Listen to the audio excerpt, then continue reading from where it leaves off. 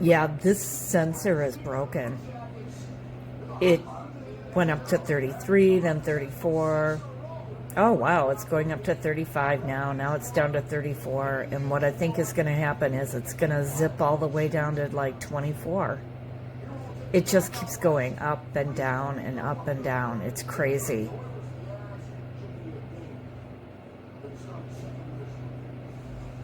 Both fans are working. And I've had it on 3 now for well over 4 hours.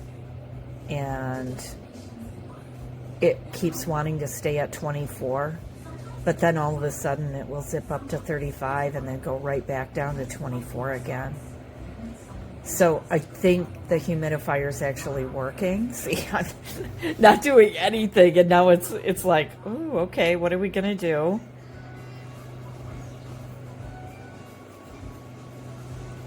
Yeah, I think the humidifier itself is working, but I think there's something definitely wrong with the sensor.